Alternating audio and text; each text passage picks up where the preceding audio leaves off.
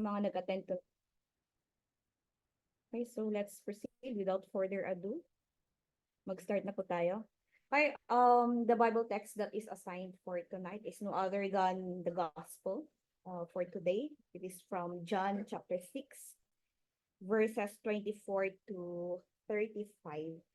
But before we read and go deeper into the text, let's have first an interactive activity, which will somehow introduce the content, yeah, of what we are going to reflect together for this night, and the other one as a review sa mga events before this event that we are going to tackle together.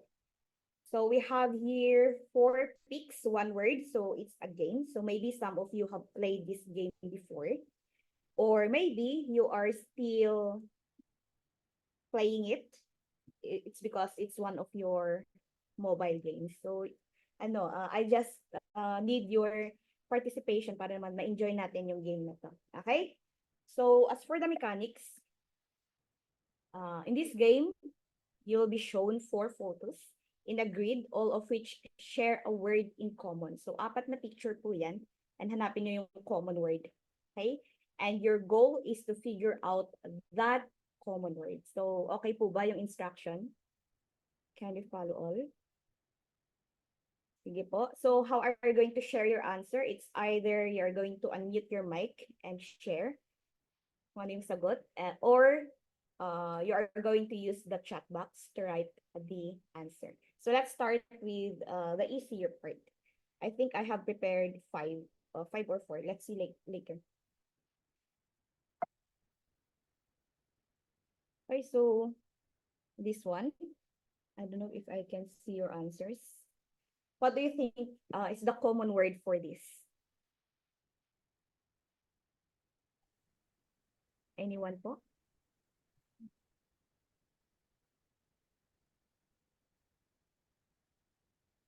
Let me see kung may mga nag-chat.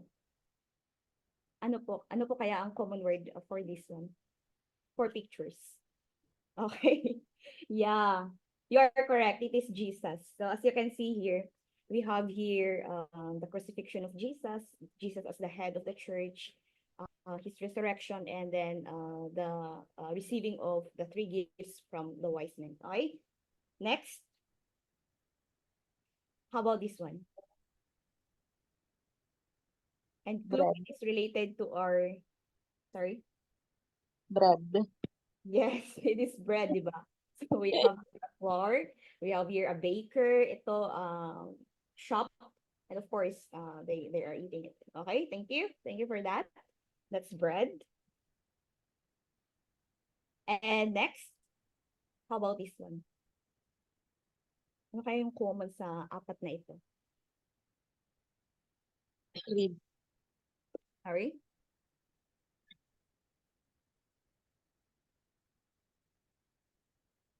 There are 4 letters for this. 4 letters. Narinig ko siya. Ano ulit? Pakiulit. Nag-chat si Ma'am Mari Beach. Pakiulit. Live. Live. Yes. That is nice. So, di ba? We have the newborn baby here. We have the tree of life here. Ayan. So, giving of life and breath. And of course, the resurrection. Okay. So, from there, di ba yung memory verse natin for tonight is that Jesus is the bread of life. And dun po iikot yung ating reflection that is related to the passage that we're going to have. Okay, so next, how about this one? Feeding. Feeding. Parang kulang ata. Feeding of the 5,000. Feeding of the 5,000, di ba? So we have here feeding, we have here the 5 loaves, we have here the 2, ano to? Fishes, and the leftovers, which is the 12, the 12 baskets full of the bread and this one, the fish. Okay, so feeding of the 5,000. And the last one, how about this?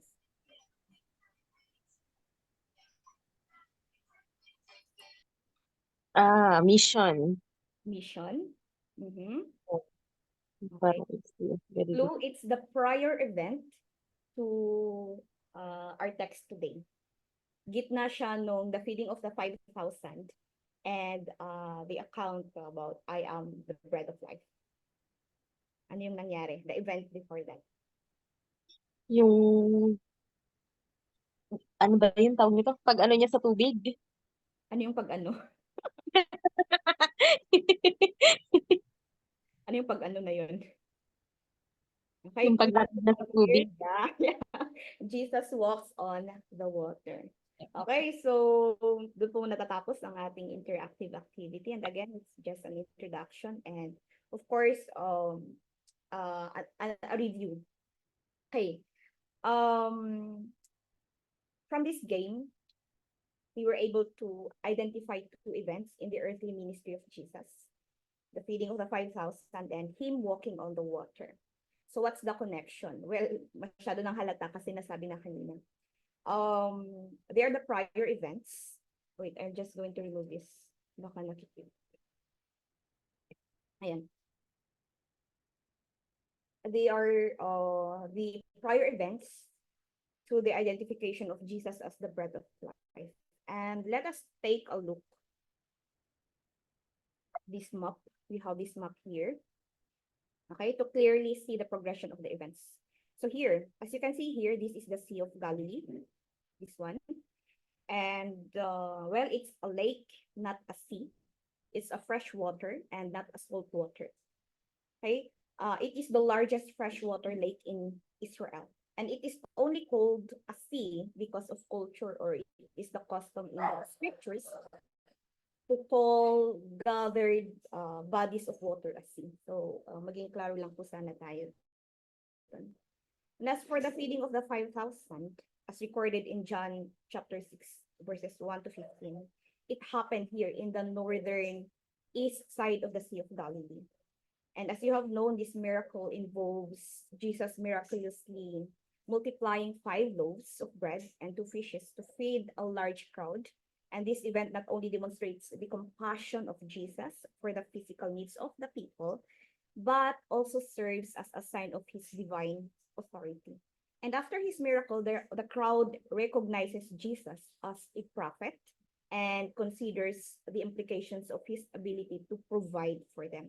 So ano nang nangyari after that one? Okay, Jesus walked on the water here. And it is for him to reach his disciples. It really happened inside the Sea of Galilee, and it was evening that time. The disciples traveled first via boat to set off across the lake for Capernaum. So they're going to Capernaum. And Jesus followed 3 to 4 miles of their travel, which is literally nakarating na po sila sa Capernaum when his disciples recognized him walking on the water. So, sinasabi ng mga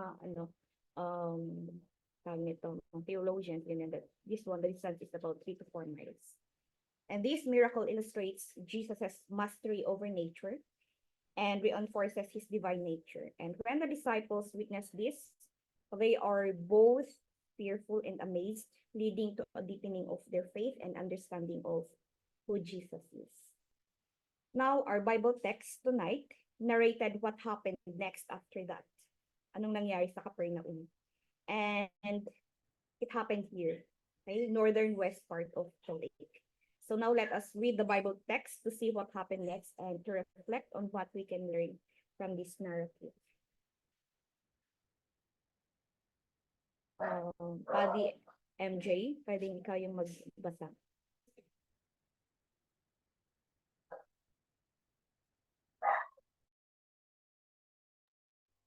Okay. A reading from the Gospel according to St. John chapter 6, verses 24 to 35. So when the crowd saw that neither Jesus nor his disciple were there, they themselves got into the boats and went to Capernaum looking for Jesus. When they found him on the other side of the lake, they said to him, Rabbi, when did you come here? Jesus answered them, Very truly I tell you, you are looking for me, not because you saw signs, but because you ate your fill of the loaves. Do not work for the food that perishes, but for the food that endures for eternal life, which the Son of Man will give you. For it is on him that God the Father has set his seal. Then they said to him, what must we do to perform the works of God? Jesus answered them, this is the work of God, that you believe in him whom he has sent. So they said to him, what sign are you going to give us then, so that we may see it and believe you? What work are you performing? Our ancestors ate the manna in the wilderness, as it is written. He gave them bread from heaven to eat. Then Jesus said to them, very truly I tell you, it is not Moses who gave you the bread from heaven, but it is my Father who gives you the true bread from heaven. For the bread of God is that which comes down from heaven and gives life to the world. They said to him, sir, give us this bread always. Jesus said to them, I am the bread of life. Whoever comes to me will never be hungry, and whoever believes in me will never be thirsty. The word of the Lord. Thanks be to God. Thank you so much, Paddy, for that reading. Okay, so let's proceed now to the content proper. So let's start with verse 24. And let's start with the question, who are the crowd here? Sino-sino sila? Well, they are the people who witnessed the miracles of Jesus, his healing and feeding.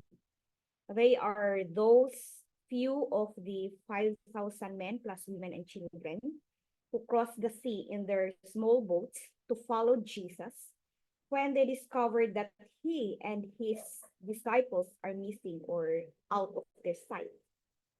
And they were those who were impressed with the teaching of Jesus, but were more impressed with the free food he provided. In in John chapter 6, verse 15, they were described as those who were trying to force and make Jesus as their king. They were likely motivated by a desire for a political leader who could provide for them, especially in the context of their oppression under Roman rule. They saw Jesus as a potential Messiah who could deliver them from their circumstances and restore their national pride. In a broader sense, their actions can also symbolize the tendency of us people to seek out leaders who promise quick solutions to complex problems and often overlooking the deeper spiritual truths that Jesus embodies. And it is interesting to look at this text from the pattern of question and answer. What the crowd wants to know and what was the answer of Jesus to their given question. Okay, so let's start with this one. Question and answer from verses 25 to 27.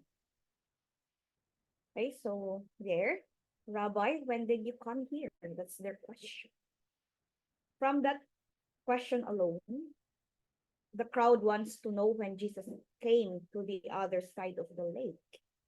And in here, Jesus ignores their question and gives them a real talk. He rebukes them for their superficial interest as he told them in verse 26, very truly I tell you, you are looking for me, not because you saw signs, but because you ate your fill of the loaves. There's a pagkain. And in its hierarchy of needs, the crowd is focused at stomach level rather than spirit level. At the feeding of the 5,000, Jesus satisfied their physical hunger. And now they are looking for more of the same. Is it bad? It's not. Because God is the sustainer of our needs, which includes physical hunger. So, hindi naman mali yun.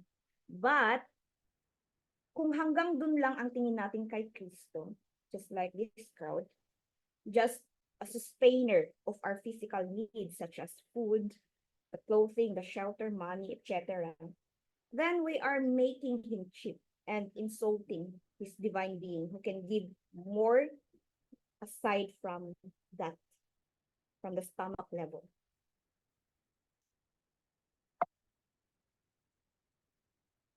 Okay, so here, when Jesus said in verse 27, do not work for the food that perishes, but for the food that endures for eternal life, which the Son of Man will give you, for it is in him that God the Father has set his seal. He challenges the crowd to raise their eyes to see beyond the physical realm and to join him on his spiritual journey. So earlier he said in John chapter 4, verse 34, my food is to do the will of him who sent me and to accomplish his work.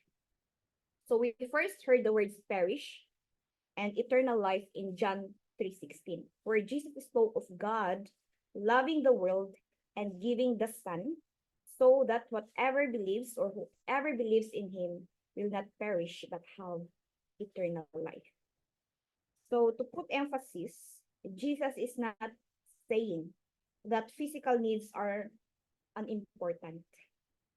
Elsewhere, he speaks of food, drink, and clothing, assuring his listeners that your heavenly Father knows that you need all these things, and promising that if we are going to seek first God's kingdom and his righteousness, all these things will be given to you as well, or to us.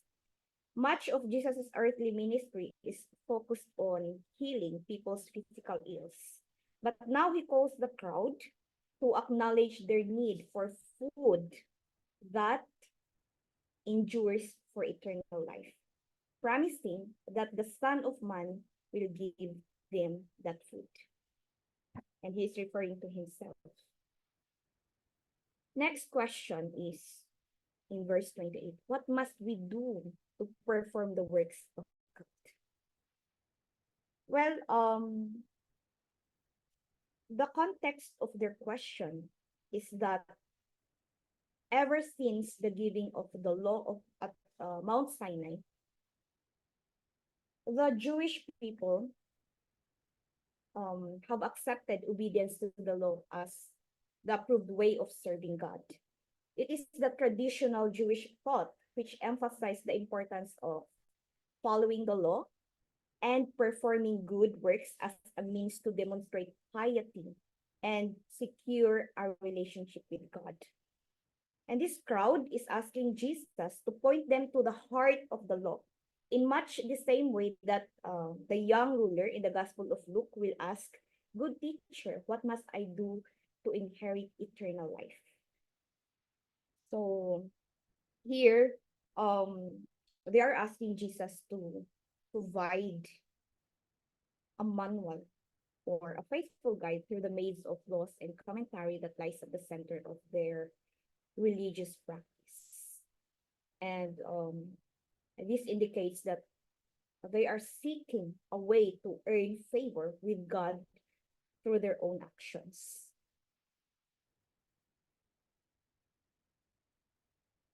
Okay?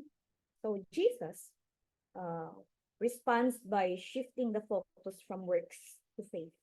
He tells them that the work of God is to believe in him and no other than Jesus, whom God has sent. This marks a pivotal shift away from the idea that human effort or specific righteous actions could earn salvation or approval from God. Instead, Jesus emphasizes that faith in him is the essential response of the heart that aligns with God's will. Faith that eventually lead us to experience God's grace and salvation. And through this faith, we are able to cultivate a deeper relationship with God and live out His purpose for our lives. So nasasama na yung work natin doon. Okay? As we have that deeper relationship with God. And he highlights the importance of faith over ritualistic or legalistic observance. And this teaching is foundational to our belief as Christians, establishing that salvation and relationship with God come through faith in Jesus Christ rather than through human efforts. Also, his answer invites the crowd, and by extension, all of us readers, to enter into a relationship characterized by trust and belief in him, rather than merely performing acts aimed at achieving a certain status before God. Okay, so let's proceed now from verses 30 to 33. And here are the questions. So what signs are you going to give us then, so that we may see it and believe you? Or what work are you performing? Okay, signs have been part of human life from the very beginning when God set a bow or a rainbow in the clouds as a sign of the covenant that God would never destroy the earth by flood again. God has employed signs of various kinds, symbols or miracles that point beyond themselves to something greater. And the Exodus from Egypt and its accompanying miracles served as the greatest sign of all. So particular signs includes, we have here the Aaron's, where's that? Um, Aaron's rod. We also have here the plagues, the pillars of cloud and fire, bitter water made sweet, the manna from heaven, and water from a rock. And these miracles not only saved Israel, but also served as signs to authenticate the leadership of Moses and to point God's love and special provision for Israel.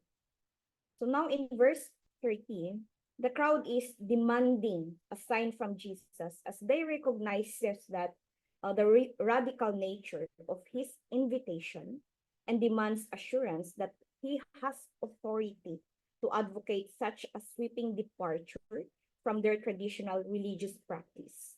They want a sign to authenticate him as God's prophet. And they are questioning what miraculous work he can perform to validate his authority. And this highlights their skepticism and their desire for further proof of the divine nature of Jesus.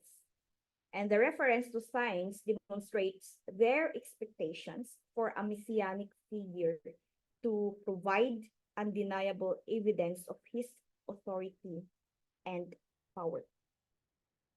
So in verse 31, here, they have told Jesus, our ancestors ate the manna in the wilderness, as it is written, he gave them bread from heaven to eat.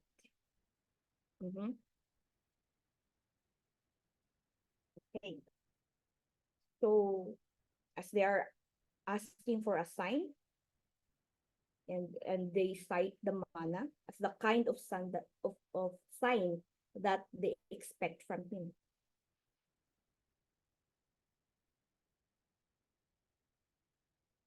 And their mention of the manna indicates their longing for a similar miraculous provision from Jesus to validate his role as a prophet or Messiah.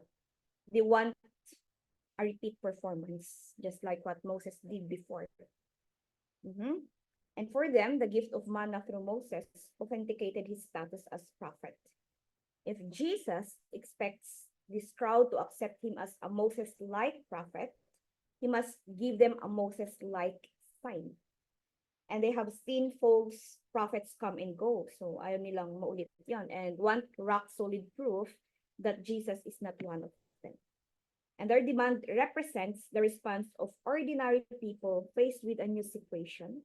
And Jesus has thrown them off center, and they are struggling to regain their balance. So they establish the criterion that Jesus must meet if they are to believe and establish themselves as judge and jury. And if Jesus will give them a sign, then they will be able to decide whether or not to believe in him. So that's the context of their question about sign. And to follow him otherwise would be the height of recklessness. However, the crowd seems to have lost sight of the fact that Jesus has just now authenticated his godly connection by feeding 5,000 and more people with a boy's lunch. And their vision seems astonishingly myopic, given that Jesus has just fed the 5,000 with a few loaves and fishes. But still, maybe for them, Jesus' miracle fails when compared to Moses' miracles. So, paano daw yun? Well, kino-compare kasi nila, Jesus fed a few thousand people on one occasion. Pero Moses fed the whole nation every day for 40 days, or for 40 years, should say.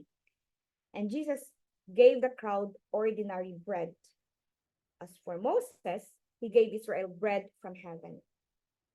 And the crowd has seen Jesus perform a miracle, but now they raise the bar to demand that he must match the miracle of Moses. But there is a lesson for us here.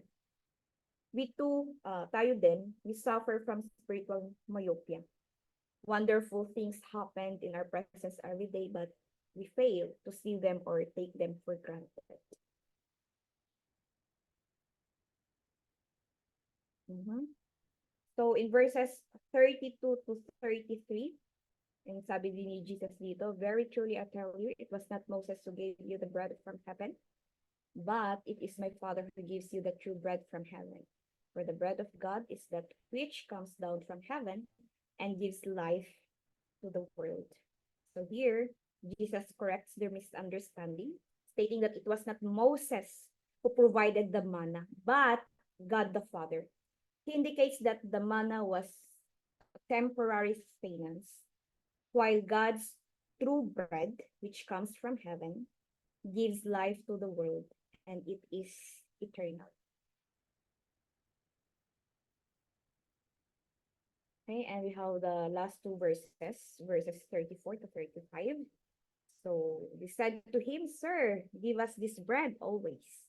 So they demanded rather than ask Jesus.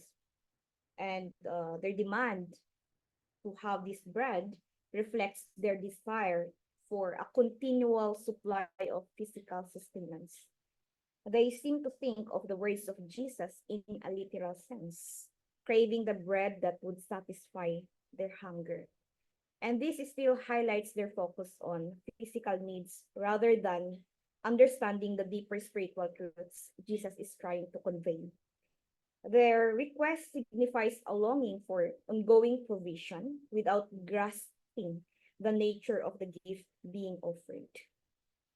So, in verse 35, as the crowd failed to understand when Jesus spoke of the bread of God, is that which comes down out of heaven and gives life to the world, Jesus responds with a profound declaration, I am the bread of life. And this is one of the key I am statements in the Gospel of John, asserting his identity and role in the spiritual life of believers. So the imagery of bread conveys sustenance and nourishment, the core of human need. And Jesus emphasizes that those who come to him and believe in him will not experience spiritual hunger or thirst. So in their 40 year wandering through the wilderness, God fed the Israelites manna, teaching them to rely on God for their sustenance. And that is quite the same to the teaching of Jesus here. Okay? The source is God himself and not Moses. And the deeper lesson was that man does not live by bread only or alone, but man lives by everything that proceeds out of the mouth of God. Now Jesus makes a similar claim for himself. He will provide for the deepest needs of those who believe in him. And this assertion encapsulates the various dimensions of how faith in Jesus addresses the spiritual, the moral, emotional, relational, the physical, and the eternal needs of us. And this holistic provision fosters a sense of security purpose, and community, empowering us or individuals to live meaningful lives anchored in faith. Also, this statement reflects, so Jesus is the bread of life. It reflects the belief that Jesus is not only a source of spiritual life, but also a compassionate provider who deeply understands and cares for human needs across all aspects of existence. So that's it for my presentation, and let's proceed to the application. But before that, maybe we can have this last. Proceed na lang po muna tayo sa question for reflection. I have known from Deacon Daniel na hindi na po nag-breakout rooms. So you have these three questions for reflection that is related to what was given a while back. And you can only choose one to answer. So number one, what motivates you in your pursuit of Jesus? Are you seeking him for what he can provide, reflecting from what the crowd has shown in the text, or for who he is? And number two, in verse John 6:29, Jesus states that the work of God is to believe in him. And how can you deepen your faith and trust in Jesus in your daily life? And then the last question is that in what areas of your life do you feel spiritual hunger? And how can you find fulfillment in Jesus, the bread of life, as opposed to the temporary satisfactions of the world? So those are the three questions for reflection. Okay, so now that we are in the application part. So first, we have here understanding through satisfaction. So from the text, we have seen that the crowd's focus on physical bread serves as a reminder of the human tendency to seek fulfillment in temporary and material things. In contemporary context, this challenges us believers to evaluate where we seek satisfaction. So from the answers that we have provided a while back, it's more on who God is, right? And the passage tells us that the fulfillment is found in a relationship with Christ rather than in worldly possessions, achievements, or comforts. As for the number two, Christ is the source of life. So Jesus identifies himself as the bread of life, and this calls us to recognize him as the essential source of spiritual nourishment. And we believers are invited to draw near to Jesus. You have shared this again in the question number two, through prayer, scripture, reading our scripture, and a community faith that we are involved with, doing Bible study and so on, or any spiritual nourishment to find sustenance for our spiritual journey. And the assurance that coming to him will satisfy both hunger and thirst encourages us Christians to trust him with our needs. So we can really experience this through faith, through the faith that we have in him. Third, the nature of faith. So the statement of Jesus about coming to him and believing relates closely to the nature of faith. It suggests an active response. Coming indicates movement towards Jesus. So we need the output or outcome of our faith, diba? We have that work, while believing signifies trust in his promises.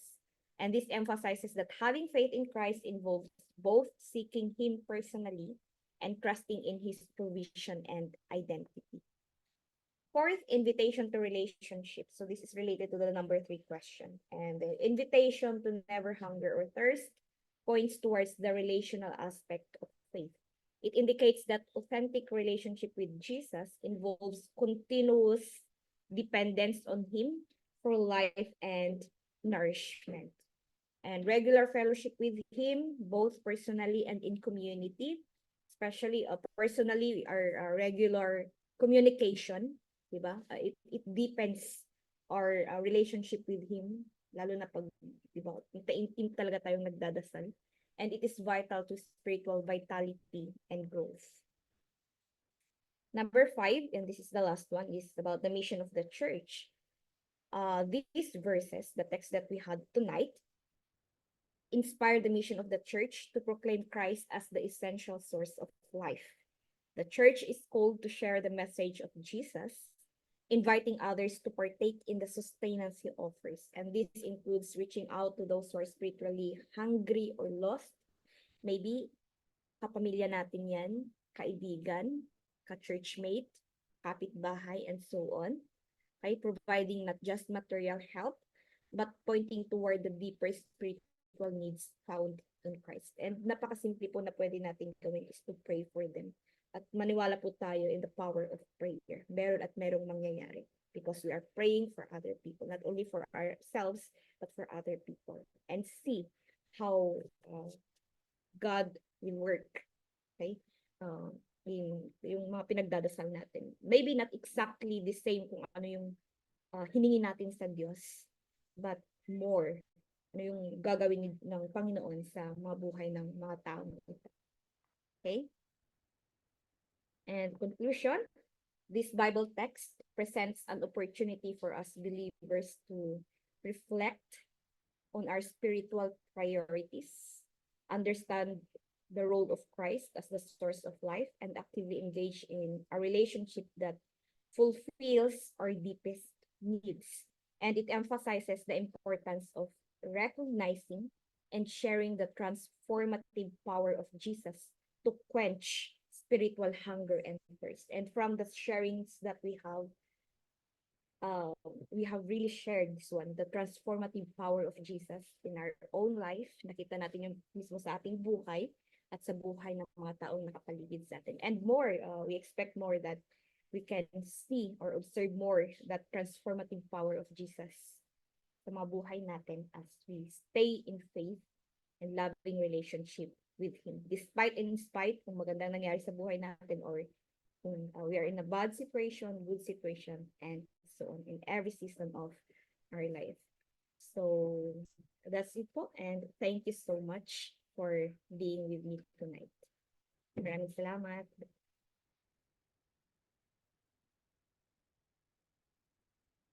Okay, let us pray. In the name of God, Father, Son, and Holy Spirit. Amen. Lord, your word is a lamp to our feet and a light to our path. Thank you that we can live in your light and walk in your truth. And may the things that you have revealed and thoughts that we have shared dwell in our hearts and steer us to action. We ask all this in the precious name of Jesus. Amen. In the name of the Father, and of the Son, and of the Holy Spirit. Amen.